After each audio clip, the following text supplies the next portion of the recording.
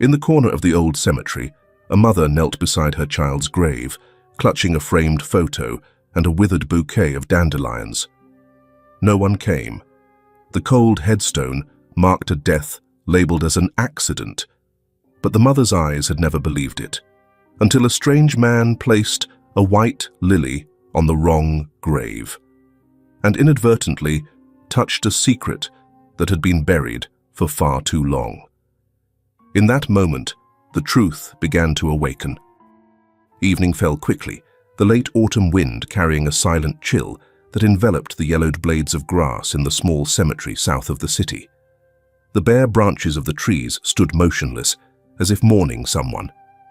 On a simple plot, amidst rows of moss-covered headstones, a woman knelt, her brown hair falling around her shoulders, her body trembling. Ava, 35, ignored the biting cold that seeped into her fingertips. She held a small framed photo and a bouquet of wildflowers tightly to her chest, her eyes fixed on the simple stone engraved with the words, "Lucas Alexander, forever loved, 2013 to 2023. The tears no longer flowed as they had in the early days, but the feeling of agonizing pain remained, like a dagger plunged into her heart. It had been 3 months since Lucas, her only child, her everything, had passed away forever after a sudden accident, according to the investigators' conclusion. Ava gently kissed the framed photo, where Lucas's angelic smile still shone brightly, defying all the pain she was carrying. "Are you cold, Lucas? Today, Mom brought dandelions, just like you liked." She spoke softly, her voice choked, and placed the bouquet on the cold ground. Right next to Lucas's grave was another, larger one, covered in white flowers and meticulously cared for. The marble headstone was polished and gleaming, clearly engraved. Elliot Nathaniel, An Angel Who Never Leaves, 2005-2018. Eva had never paid attention to that grave until today. The sound of a luxury car stopping on the small road leading into the cemetery made Eva turn her head slightly. A man stepped out of the car, tall, elegant, with silvering hair, though he still appeared dignified. He walked toward the grave next door, carrying a bouquet of white lilies. It was Nathaniel, the chairman of a renowned real estate corporation, one of the most powerful and discreet people in the city.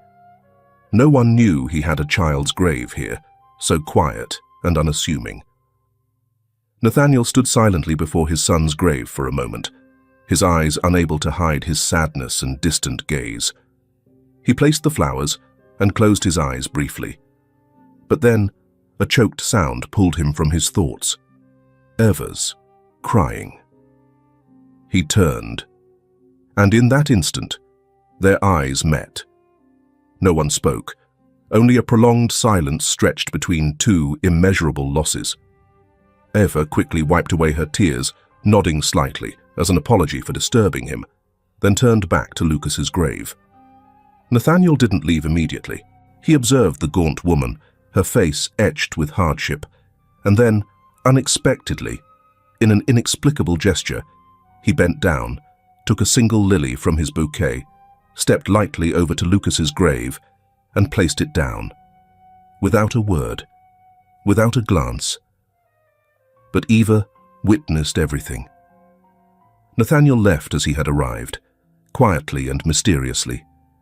In the distance, in the dappled shadows of the sunset, Father Samuel stood silently beneath an ancient oak tree, holding a Bible, his eyes watching the two people, as if witnessing something he had felt for a long time. He sighed and clasped his hands in prayer. That evening, Eva's small rented room was bathed in the dim light of a flickering lamp. She sat at an old wooden table, turning the pages in Lucas's old notebook, the only thing she held onto tightly whenever she missed her son. Only now, after his death, did she have the courage to touch the keepsakes Lucas left behind. Lucas loved to draw, loved to write random things. Inside the notebook were clumsy letters, childish drawings, and also some heartfelt words that made her heart ache. Page 12. The scrawled words made Eva freeze. There's a strange woman who comes to the house. Dad said not to tell Mom. Eva clutched the notebook tightly, her heart pounding. She turned to the next page. I think Dad has a secret. He got angry when I asked about the room in the basement that day. Lucas's father, Thomas, had left after their son's death, abandoning Eva with a pain that hadn't yet subsided. He left without an explanation. But Eva didn't care much, because if Lucas wasn't by her side, everything else didn't matter to her anymore.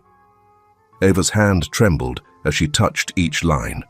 Lucas, her innocent boy, had seen something, had been afraid of something, and perhaps he had taken a secret to his grave.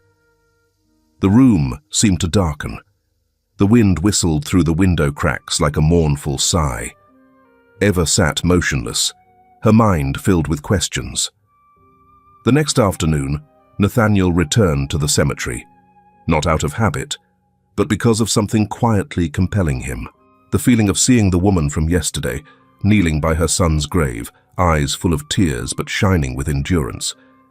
It made his heart ache, a pain that wasn't loud, but seeped deep, like a cold mist covering his skin. The cemetery was deserted, the air carrying the scent of damp earth. Nathaniel stood still for a moment before his son's grave. Elliot then walked slowly toward the old oak tree, where a familiar man was sitting quietly reading the Bible. Father Samuel, he said, his voice deep and powerful.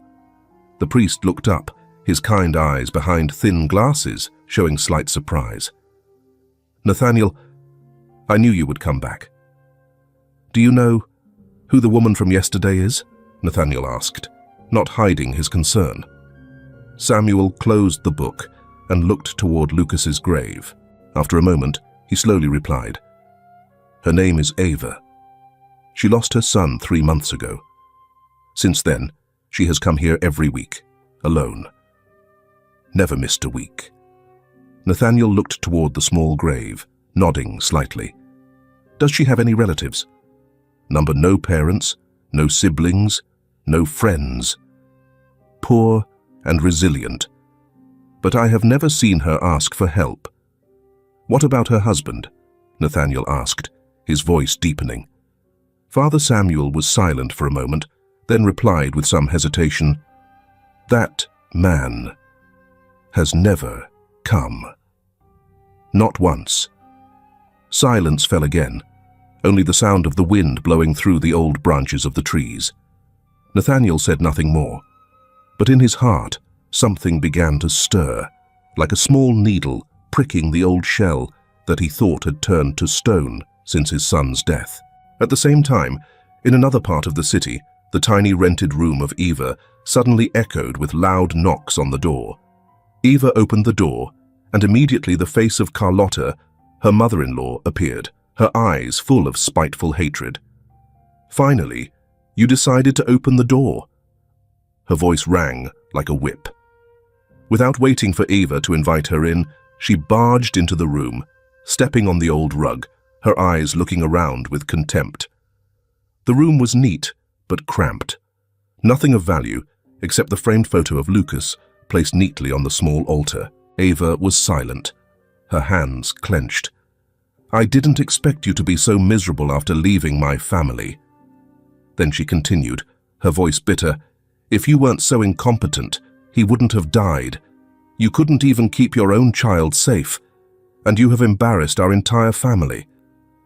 Each word was like a dagger stabbing Eva's chest. But she did not resist. She just stepped forward, gently hugging the framed photo of Lucas to her chest, as if his presence was the only thing enough for her to endure all these vile words. Carlotta looked at that scene, even angrier.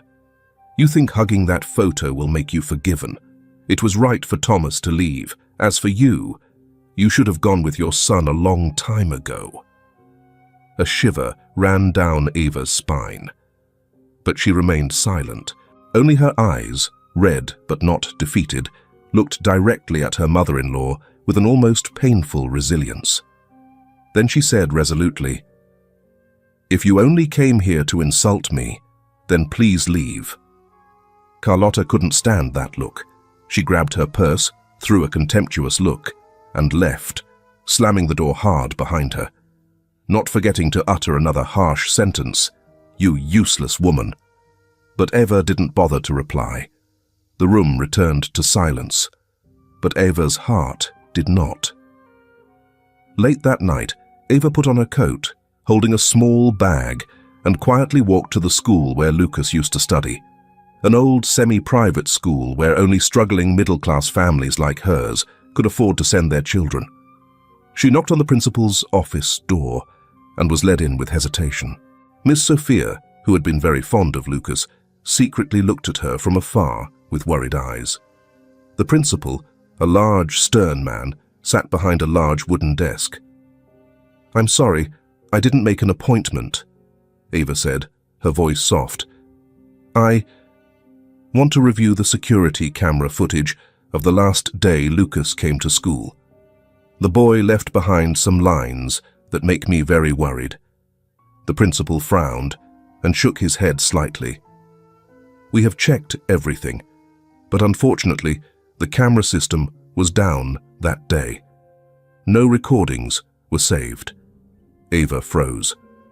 Not a single clip, not a single camera working. "We asked a technician to check it, an unexpected incident. You should let things rest. Don't dig too deep. I just want to know what happened to my son. Why he fell like that." Her voice choked. "Was there anyone who entered the school that day?" "There was nothing unusual, Mrs. Eva. And please, let your son rest in peace." Eva walked out of the room with wobbly legs. Sophia ran after her, handing her a small piece of paper. "I don't know if it will help, but that day Lucas talked to a stranger in the back hallway. I already reported it, but no one investigated further." Eva's fingers tightened around the piece of paper. Once again, the old feeling of unease returned, this time clearer, colder. Returning to her small room, Eva spread the piece of paper on the table. On it was Sophia's handwriting hastily written. A woman wearing white with long black hair. Not a teacher, not a familiar parent. She had been there once before, and Lucas seemed scared. Eva looked at the words, her whole body breaking out in goosebumps. Lucas had mentioned the strange woman. The pieces were gradually emerging, but the more they came together, the darker it became, making her feel.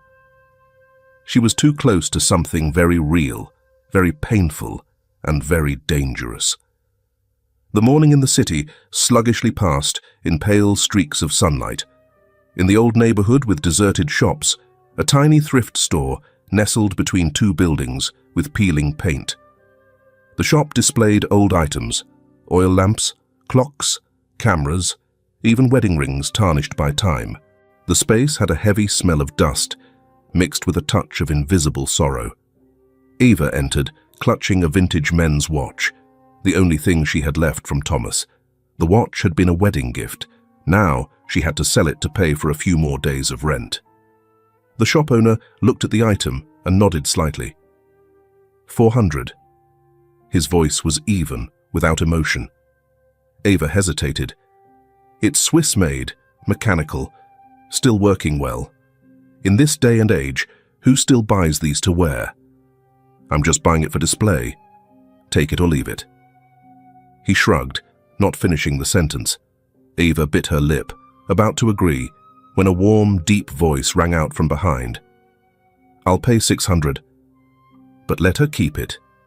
She turned. It was him, the man in the elegant grey suit, silvering hair, stern, but not cold eyes. Nathaniel.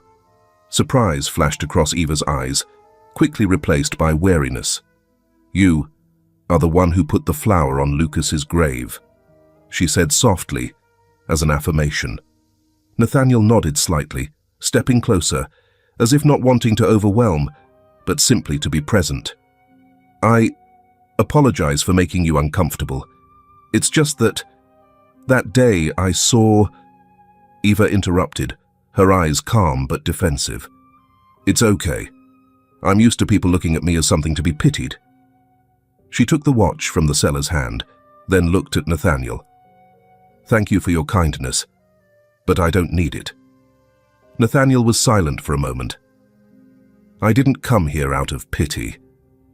I lost a son, and I understand the feeling of having nothing left to lose."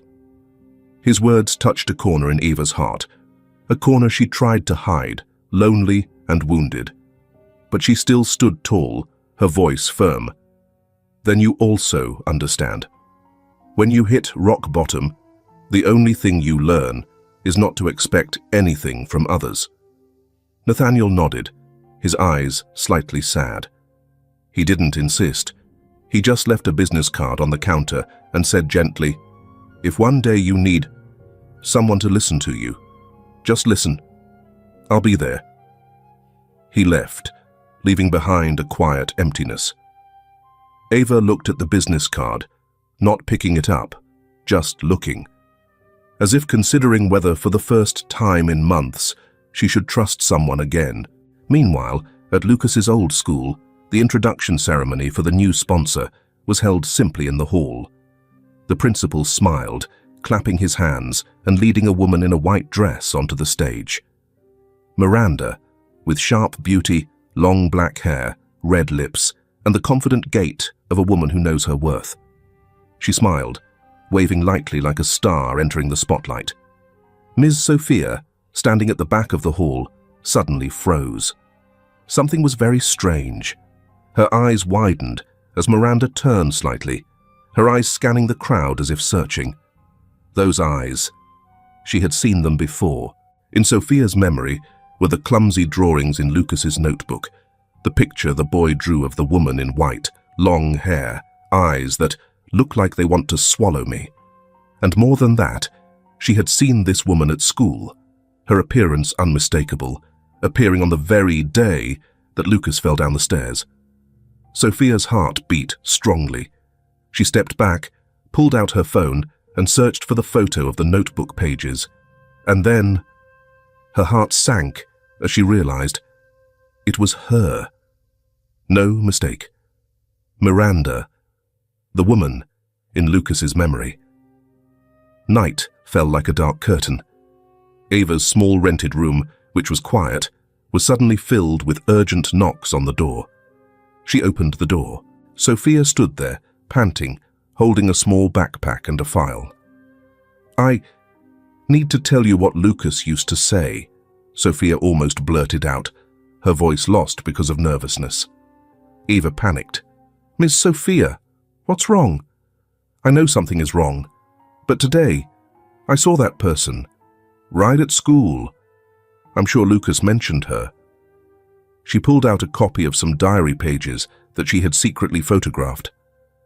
"Sometimes, the woman in white asks me very strange questions. She asks if I'm often home alone. She asks if I like to go down to the basement to play. I don't dare tell Mom, because Dad gets angry when I tell her, but I don't like her. Her eyes look like they want to swallow me." Eva was speechless, her eyes fixed on her son's words. Her voice trembled slightly. "That woman, does she have a name?" Sophia nodded, shakingly opening her phone, showing Eva a picture of Miranda standing next to the principal. "Her name is Miranda. She's the new sponsor." The room suddenly turned cold, not because of the wind, but because the truth was gradually taking shape, like a ghost, weighing heavily on Ava's chest. Miranda, Alonso's mistress. She had known that since Lucas was alive, but she hadn't bothered to expose it. The person Lucas was afraid of. The person Sophia had just seen at school, as if she had returned to check whether the secret had died with Lucas or not. Eva collapsed, holding her head. For the first time in 3 months, the pain in her wasn't just grief. but fear. Night in the rented neighborhood was silent, as if the whole world had retreated behind the rusty iron gates. The dim yellow light cast shadows on Ava and Sophia as they sat facing each other in a room that suddenly became a place to reveal secrets. Lucas's old notebook lay open on the table, open to pages wrinkled by tears and time. The wobbly, childish writing, but carrying the uneasy understanding of a child who grew up faster than their age. I hear whispering in the basement, but when I open the door, it's locked. Dad says it's an old, unsafe place, but I see light. The woman that day smelled good. Her perfume made me dizzy. She smiled, but I didn't like that smile. I saw Dad kiss her when Mum wasn't home. I don't dare tell anyone. I just draw in this notebook.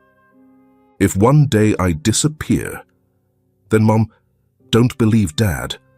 Eva read that, her hand shaking. She clutched the edge of the notebook, as if trying to hold on to Lucas's image, as if wanting to shake her son awake from the grave and ask, "What did you see? What did you know that made people silence you?" Sophia sat opposite her, tears falling silently, her voice choked. That day, Lucas seemed different. I saw the baby stagger a little when walking. I thought he was tired because of the weekend class. Then the next day, I heard that he had died. The principal said it was an accident, falling down the stairs. She sobbed, her eyes filled with tears, as if she herself was caught up in a feeling of guilt that she couldn't wash away. But now, I'm not sure anymore, Ava. I think Lucas didn't fall on his own. The room became cold, not because of the wind, but because the truth began to speak in pieces. Ava didn't answer. She just quietly gathered all the papers, the copies, stuffed them into a cloth bag, as if collecting the stolen parts of her son's soul. Meanwhile, elsewhere, on the top floor of a private hospital, Nathaniel was entering the office of forensic doctor Emilia Ortega. The woman in her 40s, sharp and calm, looked up when she saw him. "Mr. Nathaniel, I heard you wanted to ask about the forensic file of a boy. Lucas Alexander, 10 years old, died 3 months ago." Dr. Emilia paused slightly, then opened her computer. Her fingers glided quickly on the keyboard, but then stopped. A strange notification appeared on the screen. "What's wrong?" Nathaniel asked, his voice lowering. "This file has been sealed by a lawyer named Esteban Rios. There's an internal lock code. I can't open it without a special order." "Esteban Rios." He repeated the name as if he had just heard an alarm bell. "Whose private lawyer?" Emilia glanced at him, then said softly, "He used to be the lawyer representing the Alonso Vega family." Nathaniel froze. The Vega family? Ava's husband. He stood up, his eyes sharpening. "I will have someone access this file in another way. Thank you, Emilia. Don't tell anyone about today's conversation." Leaving the hospital, Nathaniel immediately called his private associate, a private investigator specializing in handling locked files. "I need you to open a forensic file. Name, Lucas Alexander. All information related to Esteban Rios. Dig to the root." For the first time in many years, Nathaniel's heart was pounding, not because of pain, but because of anger. The silence of death wasn't as scary as the quiet created by money and power. And he knew that the boy's death was not accidental. That night, Eva was dozing off when there was a rough knock on the door. She woke up, worried because it was late. But when she opened the door, Nathaniel was standing there, holding a file, his face tense. Eva was stunned. Before she could ask, he spoke, this time without hesitation. "I need to be frank. Not as someone who has lost a child, but as someone who is pursuing the truth.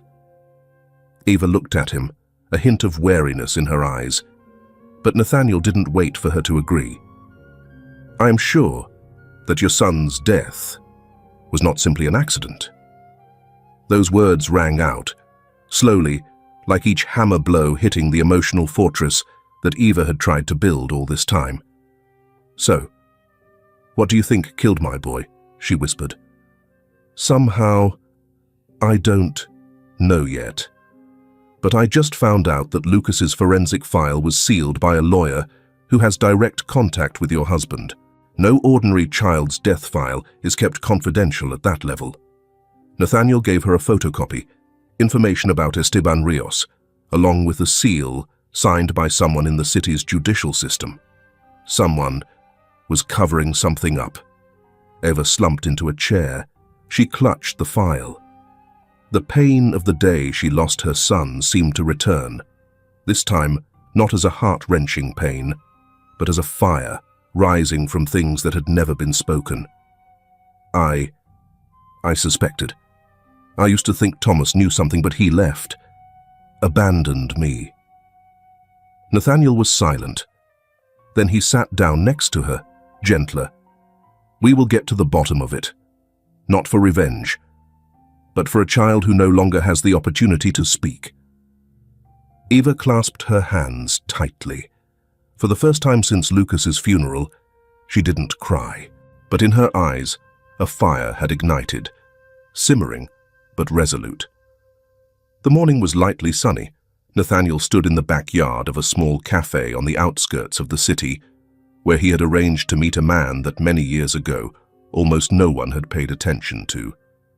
Mateo, over 50 years old, skinny, slightly stooped, with the sun-tanned face of someone used to manual labor. His face was stern, but his eyes still had a quiet kindness. When Nathaniel approached, Mateo bowed his head slightly, both hesitant and urgent. "Sir wanted to meet me. What's wrong?" Nathaniel didn't answer immediately. He took out a photo of Lucas. "Do you remember this boy?" Mateo looked at the picture. His face fell as if he had just touched a memory he didn't want to remember. He nodded slightly. "I remember.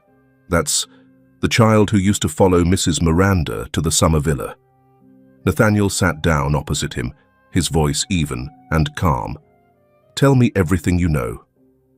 I'm not here to blame anyone, just to find the truth for a child who can no longer speak." Mateo hesitated, but then his eyes gradually became more determined, as if he had kept this in his heart for too long. "At that time, I was a gardener for Miranda's villa, the house located near the mountains. A few times, they held private parties. Only a few close relatives came." He swallowed hard, remembering, "One afternoon, I was cutting the grass when I heard arguing from the outbuilding. I glanced through the crack in the door and saw Mrs. Miranda shouting loudly, her voice very harsh. Then I saw this boy, Lucas, standing next to the stairs, holding a school bag, his eyes red. The boy looked at her scared and said a sentence that I will never forget." Nathaniel leaned forward, his face tense. "What did he say?" Mateo looked at him, word by word. "I'll tell my mom. My mom will know everything." The air seemed to freeze. Nathaniel clasped his hands tightly. 3 days later, I was called to the management office. There was no clear reason, just no longer suitable. I worked there for 6 years, but I was fired in less than 10 minutes. No one gave me a chance to say goodbye. Nathaniel sat silently for a moment, then handed Mateo a glass of water. "Are you willing to testify about this? For Lucas, for Eva, the boy's mother?" Mateo looked at him, his eyes teary. "I have nothing in my life but pruning shears and a few old books. But if my words can help her know that her son didn't die in silence, then I will speak, even if I have to stand in court." Nathaniel nodded. "Thank you, Mateo. Not everyone is brave enough like you." Before leaving, Nathaniel asked for another detail. "Have you ever seen Miranda go down to the basement?" Mateo froze. Yes, once. Her hands were holding a small wooden box covered with white lace.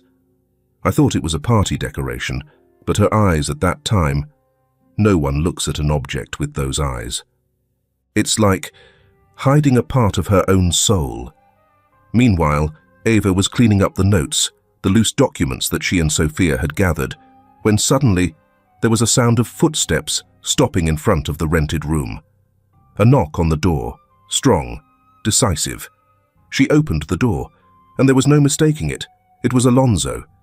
He was still the same, shirt ironed, hair neatly combed, strong smell of perfume. But his eyes were strange, cold, distant, and threatening. "What are you doing here?" Eva asked, clutching the doorframe. Alonso didn't answer immediately. He stepped in, looked around the room with contempt, then turned to look directly at Eva. "What kind of game are you playing?" Eva didn't avoid that look. "I'm finding out the truth about my son." Alonso smiled faintly, but there was no humor in it. "The past is something that should be left alone. The child is dead. Don't make things worse." "What are you afraid of?" Eva asked, her voice trembling but her eyes resolute. "Afraid I'll find out where you left him? Afraid I'll find out you let that woman into the house? Or afraid you left my son alone with her?" Alonso suddenly growled, stepping closer, his face no longer calm. "I'm telling you for the last time, Eva. If you don't stop, someone will pay a heavy price. Not just you." Eva stepped back, her eyes sparkling. But she didn't cry. Not this time. She just uttered in a breath, "Lucas has already paid the price." Alonso froze for a brief second. Then he pulled out his phone and threw it on the table. "Think carefully. You are facing people who never lose." And he left. Like a toxic wind passing through, leaving in Eva a real fear that she dared to name for the first time: loneliness and being hunted. That evening, Nathaniel returned to the rented room. Eva sat motionless on the chair, her eyes bewildered, her hands still on the phone Alonso left behind. "Are you okay?" he asked, entering like someone who was close. Eva didn't speak. But when Nathaniel approached, she reached out her hand. For the first time, she actively sought a grasp. "I was very scared. Scared they would hurt me. Scared no one would believe me. Scared to the point of wanting to give up." Her voice choked. Then tears began to roll. Not out loud, just a silent collapse. Nathaniel grasped her hand tightly, his voice full of certainty. "We will protect the truth, no matter what the cost." She looked up, looking at him through her tears, not searching for pity, but for a last foothold when everything around her was trying to drag her down to the depths of despair. "For Lucas," she said softly. Nathaniel nodded, resolutely. "For Lucas." That night, Eva didn't sleep. She opened the old drawer and took out a small, rusty iron key. Thomas's key. She held it up, looking at it for a long time. Lucas had mentioned the basement, strange light, the locked room. And Eva had never gone down there, not even once. Tomorrow, she would return. The old house. The basement door was still there. And the truth was waiting to be revealed. The morning at the city courthouse was no longer a place reserved for the powerful. Today, it became the place where a mother who had been abandoned, who had been buried by silence, stood up to ask for the voice of her son, a child who was only 10 years old. Thanks to Nathaniel's influence and his private team of lawyers, the order to reopen the investigation into Lucas Alexander's death was approved. Intervention from higher levels, coupled with new evidence, diaries, witness statements, and signs of legal violations in sealing the files, made it impossible to hide the matter any longer. At the forensic examination room, Dr. Emilia Ortega, who had been banned from accessing Lucas's file, was now sitting before the investigation board. On the large screen, images from the detailed autopsy of the boy's body were displayed. Everyone was silent. "This," Emilia pointed to the back of Lucas's head, her voice slow but clear, "is the main bruise leading to brain damage. But as you can see, the angle of impact and the shape of the wound are completely inconsistent with falling down the stairs." A murmur spread. "This injury is like it was caused by a hard object hitting directly at the head level of an adult." Nathaniel sat at the end of the row, his hands clenched. Eva was silent, her heart beating wildly, cold sweat beading on the back of her neck. It was no longer doubt. It was no longer a hunch. Lucas didn't die from an accident. That evening, at the Villaggio Hotel, where a large charity party was taking place, gathering the upper class, everything was still glamorous, as if a child had never been killed, in silence. Under the crystal chandeliers, in the sound of string music and raised champagne glasses, Miranda entered like the queen of the ball. Wearing an ivory white evening gown, her eyes swept across the hall, full of pride and without any fear.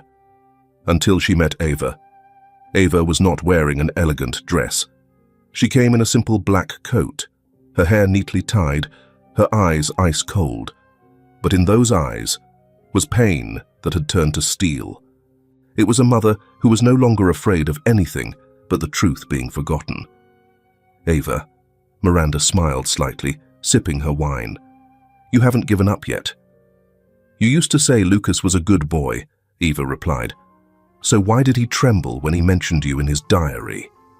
Miranda laughed, a light laugh, full of irony.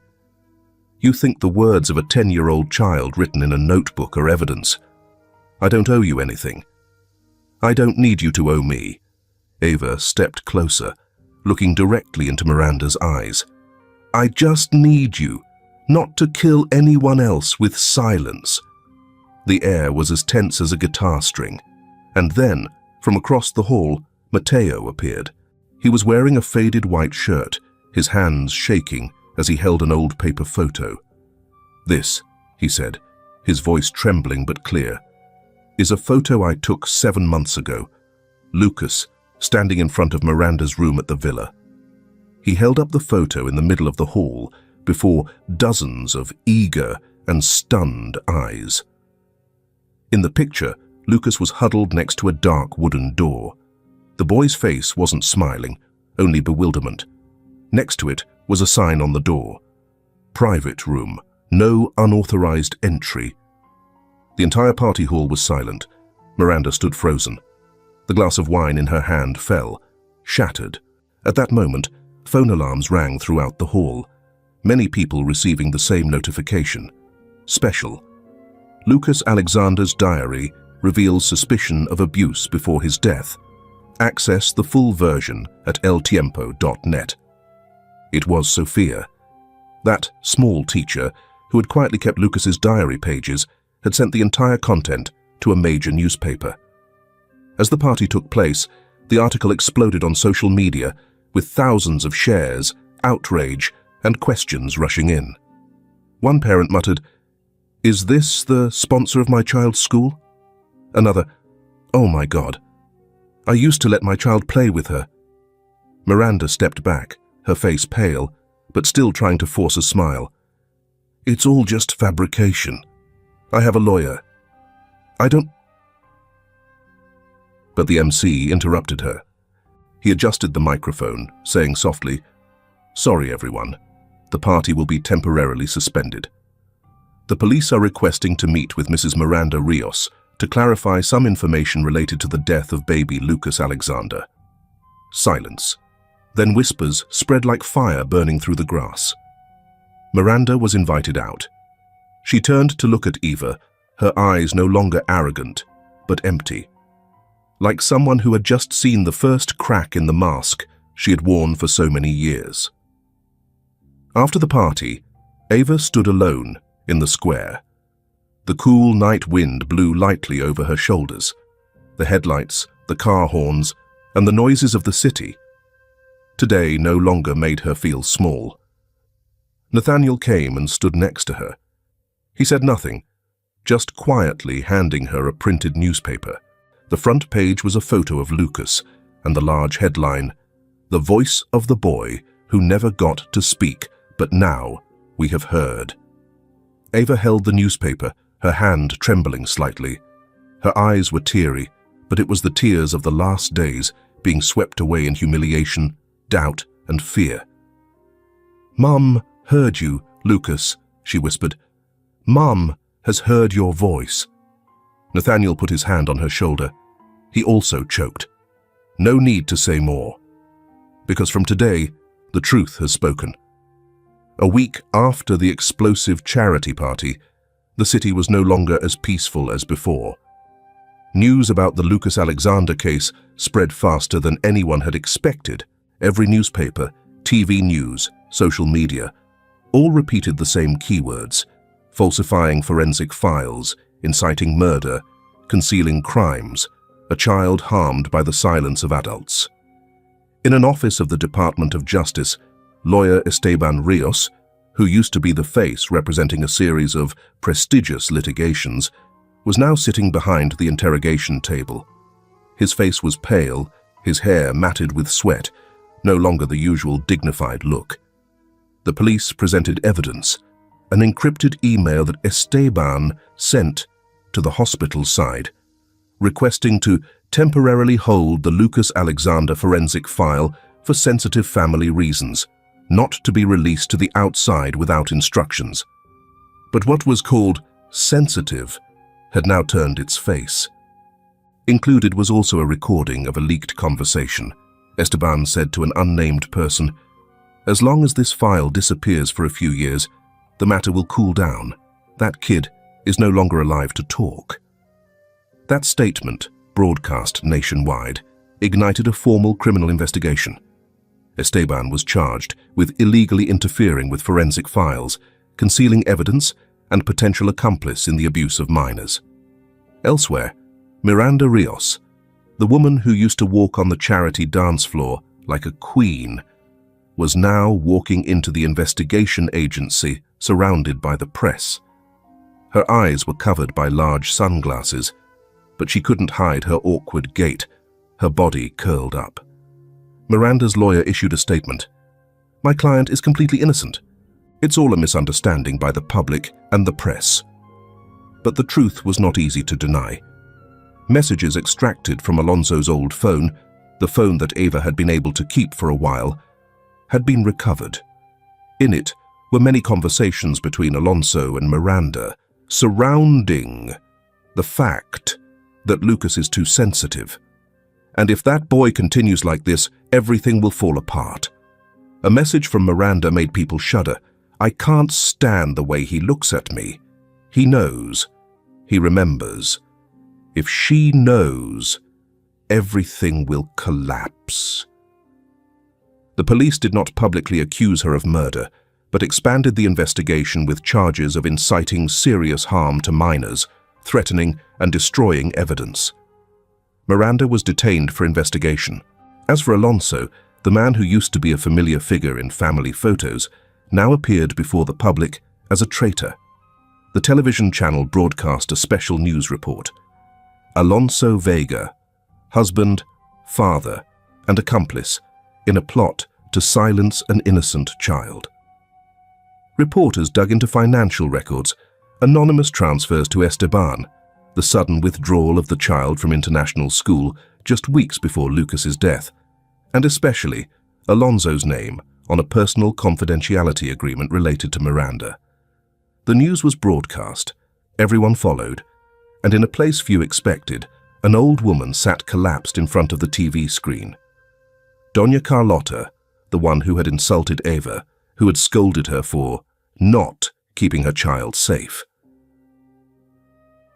Now, her eyes wide, trembled, unable to utter a word.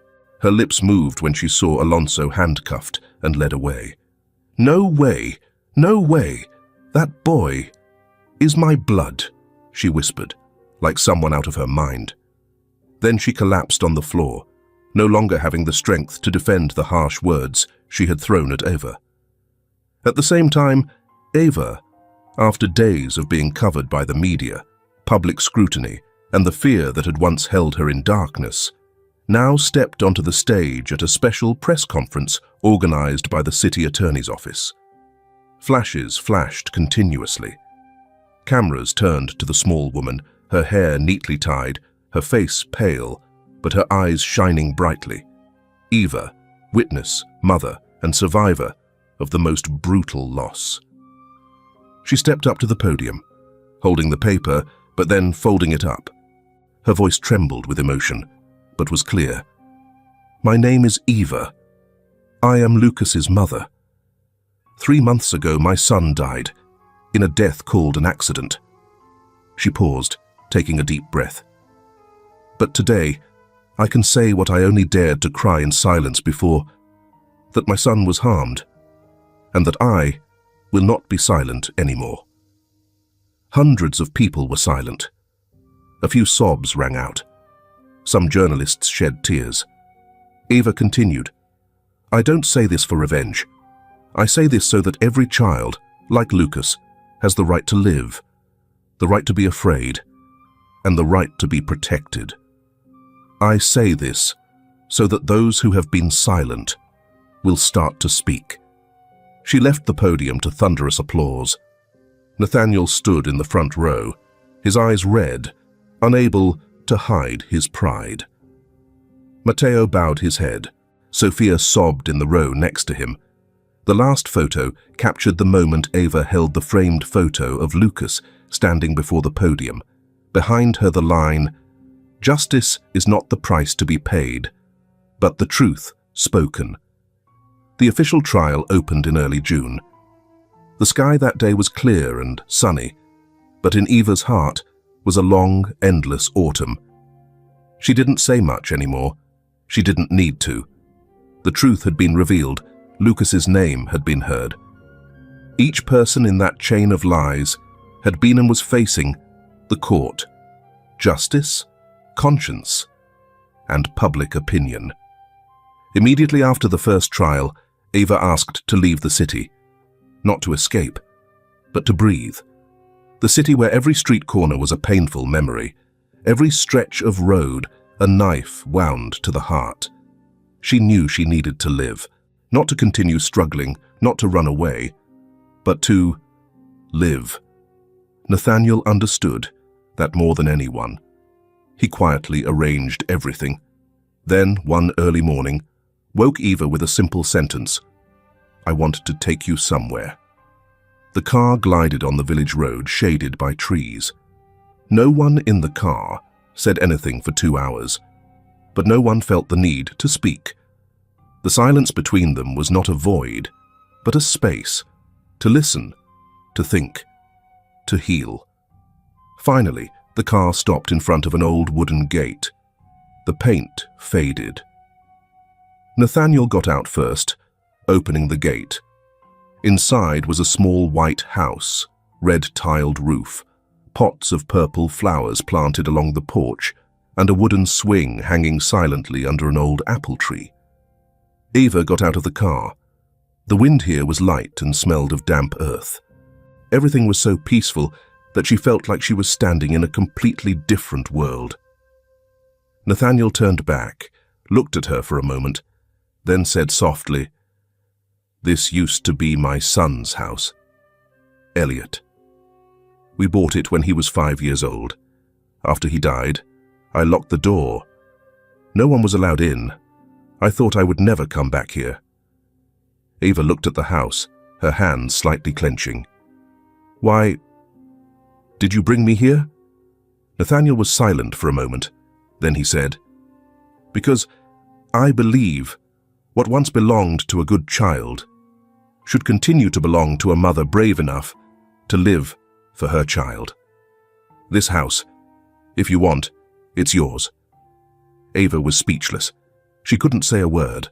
Her throat tightened, her heart heavy, but no longer in pain, but in something very gentle, very human. "No one has ever given me anything," she said after a moment, her voice trembling. "No one has ever seen me worthy enough to keep anything."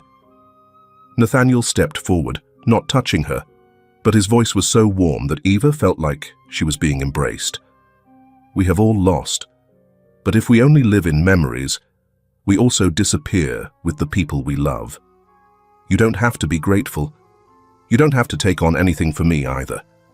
I don't give you this house as a debt, but as a message that life, however fragile, can still begin again."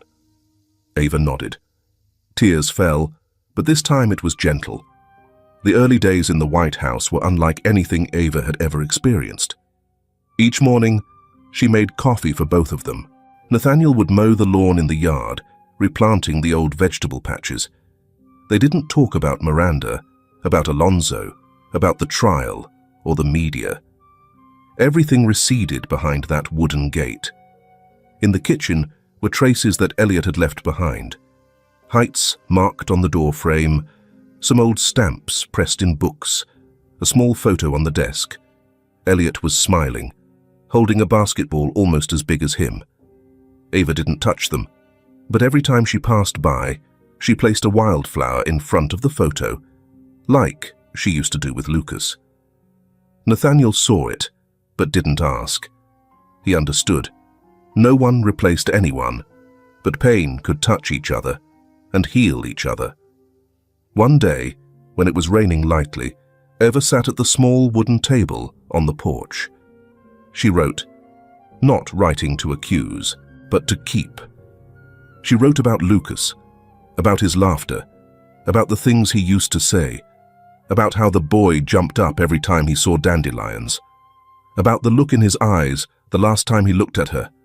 Not angry, not afraid, just believing that Mom would know everything. Nathaniel watched her write and understood that. The mother had returned, not as before, but a new mother who had gone through hell and still had enough faith to come out. One early autumn morning, sunlight slanted through the small window of the bakery located at the top of the hill, where the white house and the old apple tree were. The wooden sign hanging in front had a handwritten inscription, "Pan y luz, bread and light, for those who need a place to start over." Eva stood behind the counter, gently kneading dough, her hair neatly tied, her apron stained with a few white flour marks.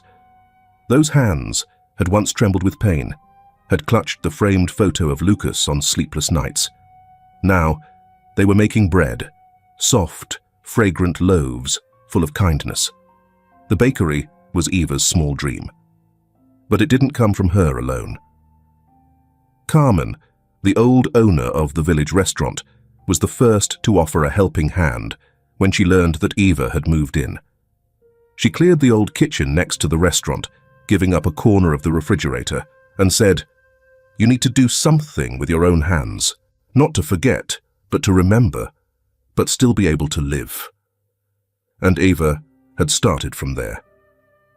Every morning, Mateo, the silver-haired gardener, would stop by early, carrying a basket of vegetables, flowers, and herbs from the backyard garden. He took care of the garden around Eva's house, resetting each stone, trimming each lavender bush. When he wasn't busy with his hands, he would sit at the bakery counter, sipping coffee and chatting with students after school. They all called him Mr. Mateo the storyteller, because he always had a small, gentle story, ending with a warm sentence. Once, he told a boy who had just moved back to the village. "Once upon a time there was a boy named Lucas. He liked dandelions. That boy taught us that. No matter where you are, if you tell the truth, you will make even the adults listen." At the beginning of the week, a young woman stepped off the village bus.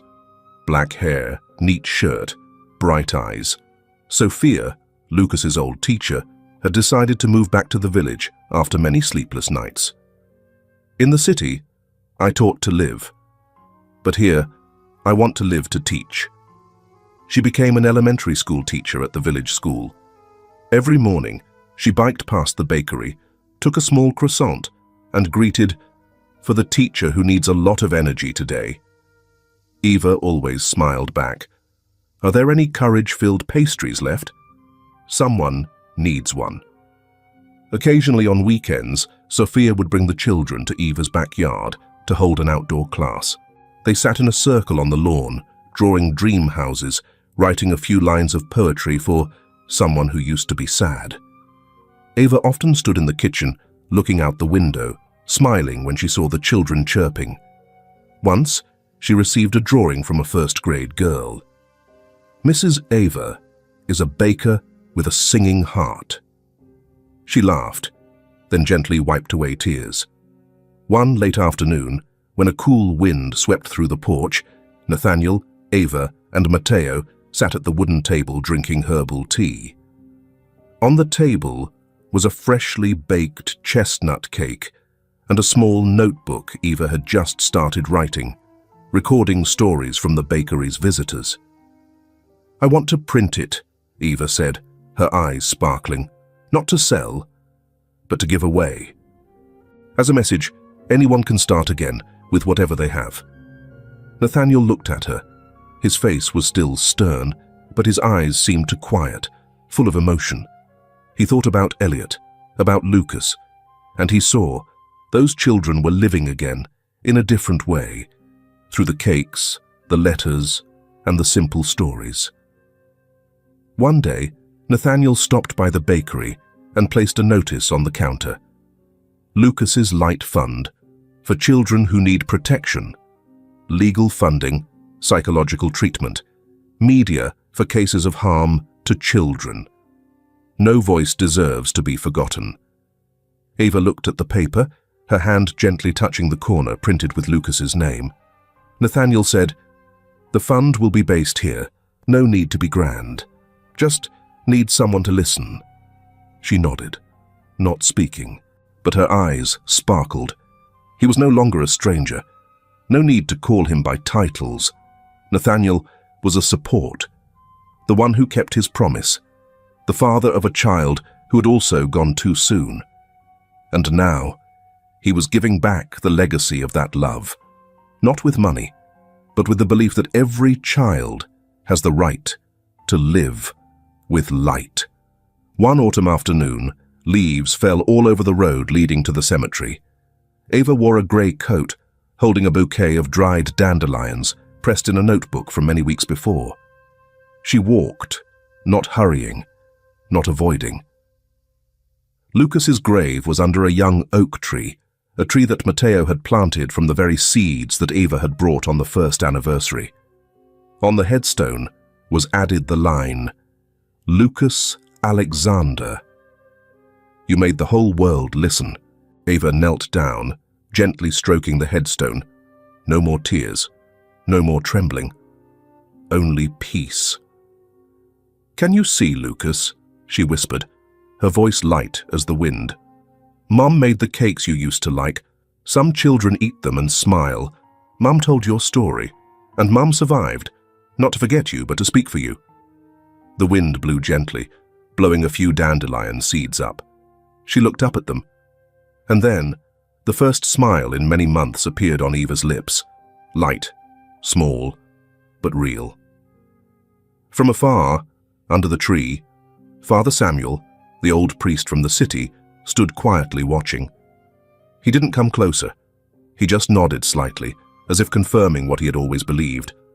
Eva's journey had reached the final stage, not an end, but a different beginning, profound, kind, and vibrant. That afternoon, at the bakery, many customers visited. Children ran and played in the yard. Parents talked over cups of coffee. Sophia taught the children to fold origami from scrap paper. Matteo was telling a story to a little girl who had just lost her father. Eva stood behind the counter, wiped her hands, and looked up at everything. Not a miracle. No one was resurrected. But in this place, with flour, light, and people who had been hurt, a bridge of healing had been built, slowly and steadily. from darkness to light, from loss to sharing, from crying to a smile. The city court read the verdict on a midwinter morning. There was no snow, but the sky was grey and silent, as if keeping the final dignity for a truth that had come to an end. Miranda Rios, the woman who used to walk the red carpet, who used to smile in charity pictures, was sentenced to 12 years in prison for the crimes of inciting harm to minors, concealing evidence, and threatening witnesses. There were no tears when the verdict was announced. Miranda didn't scream. She just stood there, silent, her eyes no longer angry, but empty, as if she also understood that everything she had tried to cover up was no longer hers. In the courtroom, Nathaniel clasped Eva's hand tightly. Both didn't speak. They didn't need to. The excuses, justifications, or anger all had been packaged behind them. Before them, only clarity remained. On the same day, the National Bar Association officially issued a decision. Esteban Rios was permanently disbarred. The one who used to represent the powerful now sat in a small office. No more nameplates, no more invitations from the media. He only had the silence of a name that had lost all value. As for Alonso, he was not criminally prosecuted. The law could not convict cowardice, but public opinion could. His family refused contact. Friends cut ties. Old partners didn't mention his name anymore.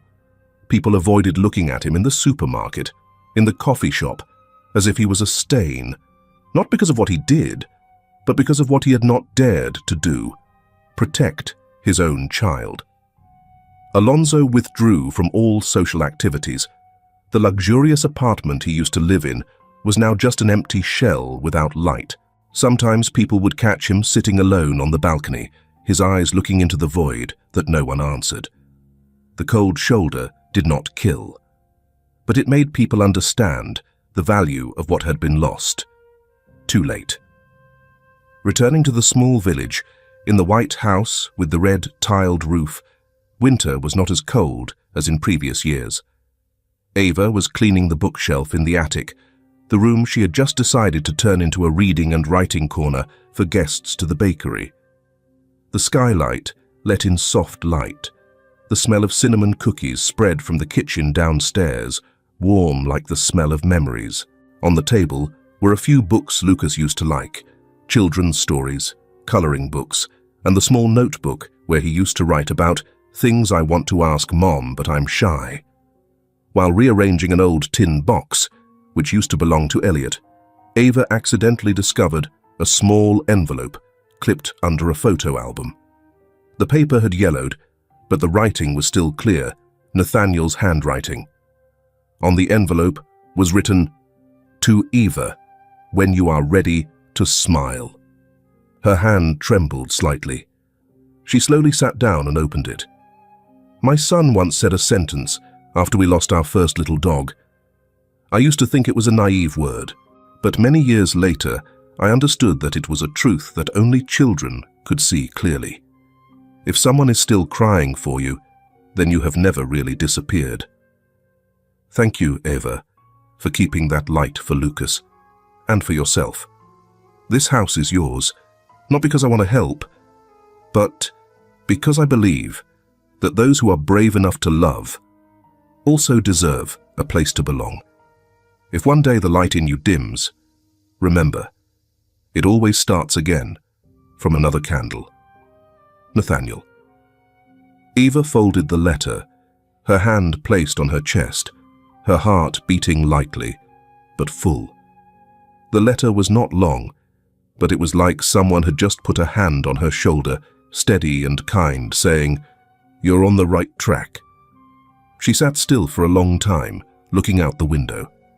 The children in the village were playing in the yard, the sounds of laughter echoing in each wave. A little girl fell, burst into tears, but immediately 3 small arms reached out to help her up.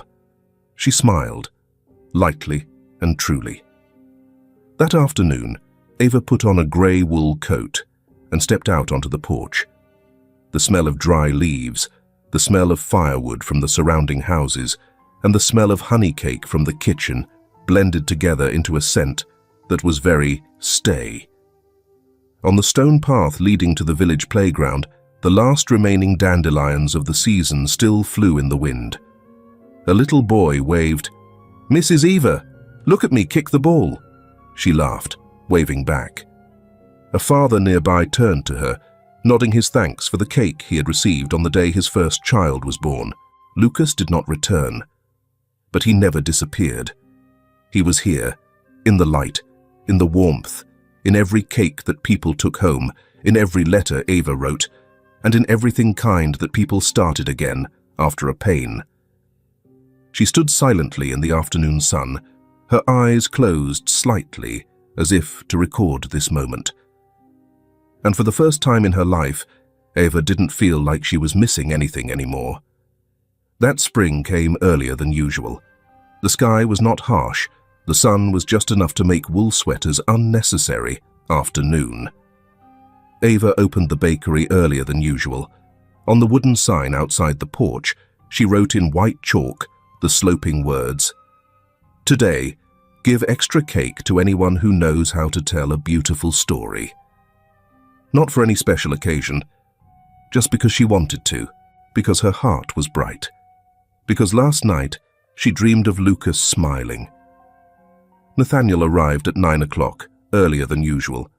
He was not wearing a coat, but only a light grey cardigan, carrying a basket of lavender he had just cut. She saw him from afar and stepped out to greet him. "Today, you seem sunnier than usual," Eva joked lightly. Nathaniel smiled faintly, placing the basket of flowers on the wooden table on the porch. "Isn't that because of someone making cinnamon cakes that smell all the way to the gate?" Both sat down. The tea was still hot, the cake was fresh from the oven, the smell of honey spreading in the wind. No one said anything for a few minutes. It wasn't necessary. Then Nathaniel spoke, his voice even as always, but this time carrying something very strange. "Mrs. Eva, I have something I have never told you. About Elliot." Eva put down her cup of tea, her eyes looking at him expectantly. "The day he died, I didn't cry. Not because I wasn't in pain, but because I thought I wasn't allowed to. I'm a father. I have to stand firm. I have to take care of the funeral, answer the police, keep my wife from going crazy with that pain." He paused, looking out at the garden where Matteo was trimming the jasmine bush. His voice lowered. "But it was the not allowing myself to be weak that made me unable to touch that pain, and it turned to stone in me for almost 10 years. Eva was silent. She understood that feeling, when the heart was still beating, but could no longer hear itself. "Until I saw you, in the cemetery," Nathaniel continued. "The way you knelt, hugging the picture, not screaming, not writhing, but the pain emanated from every breath. And I understood. You didn't run. You endured it. You lived with it." Eva leaned forward slightly, not interrupting. Nathaniel turned to look at her.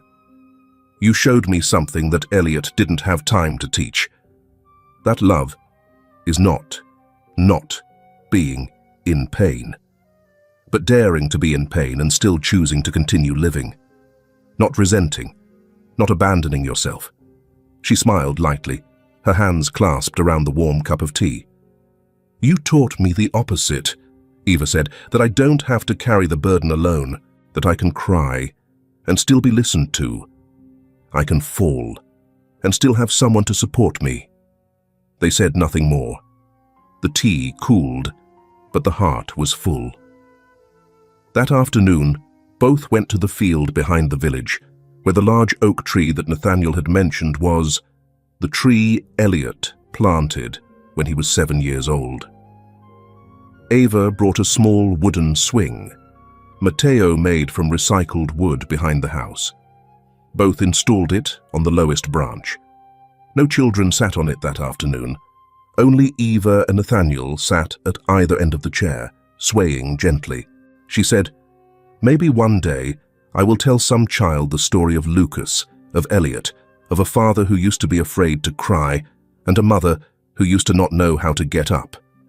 Nathaniel replied, "And don't forget to mention about two old friends who rebuilt a swing." She laughed. This time the laughter was out loud, comfortable, not choked, because it was a day without darkness. And the story of Eva, Lucas, and Nathaniel, like the light shining through the crack in the narrow door, is not a tragedy told to mourn, but a reminder that sometimes the truth is not in the scream, but in the forgotten whispers. A child's diary, a silent bouquet, someone willing to believe. Perhaps you, the one listening to this video, have experienced loss, have had your voice denied by others, or have thought that kindness is a luxury in a world that is too noisy. But if there is one thing that this journey can convey, it is silent kindness, when it goes to the end, can still shake the darkness. We cannot change what has been lost, but we can choose not to let anyone else suffer in silence anymore. We can be the one who stops, to ask a question, to place a branch of flowers, or just to listen to someone who has never been heard. Thank you for staying until the very end, especially those aunts, uncles, sisters, those who may have also been mothers, have lost something very precious that no one understood. I hope that this story does not make your heart heavier, but warmer, because at least we know. In this world, there are still people willing to go with you to the end of pain. If your heart is tired today, please rest a little, drink a warm cup of tea, listen to an old song again. And remember, you are not alone. I am always here, telling stories not to be heard, but so that you feel companionship. I wish you a light day and a very peaceful night.